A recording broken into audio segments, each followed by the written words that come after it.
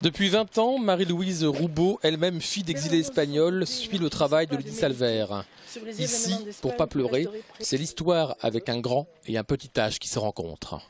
On dirait que la guerre vient de se finir hier, tellement elle s'est mise à la place de sa mère et elle a revécu cette guerre comme si elle-même y était alors qu'elle est née en France et qu'elle est née 10 ans après. Donc, mais il y a une empathie formidable.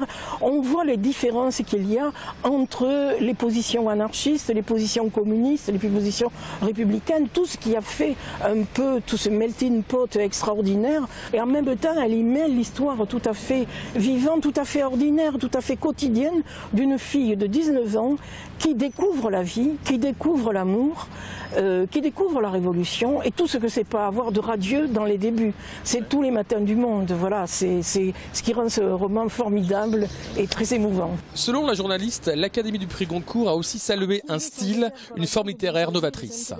Dans cet ouvrage-là, elle rend compte de cette langue qui se parle à Toulouse, qui n'est déjà un français bâti occitan.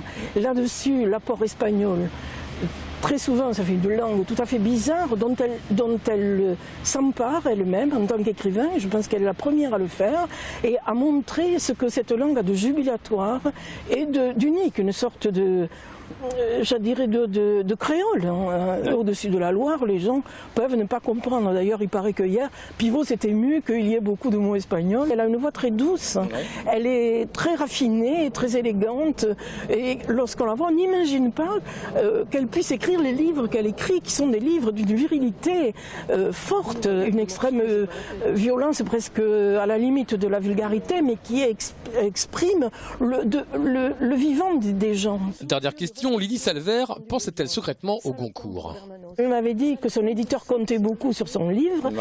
Toute la presse était très élogieuse du Monde qui lui a consacré un magnifique papier au Point. Enfin, tous les journaux lui ont rendu grâce avant même qu'elle ne fasse partie des finalistes du Goncourt. C'est vrai qu'elle est un peu l'outsider dans la mesure où on parlait beaucoup d'autres. Moi, je suis ravie, bien sûr, pour elle, pour nous, parce que les enfants de l'exil républicain espagnol prennent leur part de ce livre qui peut-être va faire connaître le drame qu'ont traversé leurs parents. Lydie Salver est venue récemment, en septembre, dans la librairie Ombre Blanche. Elle reviendra le 29 novembre prochain dans la Ville Rose, à l'espace Niel, quartier Sainte-Agne, pour une rencontre autour de l'exil espagnol.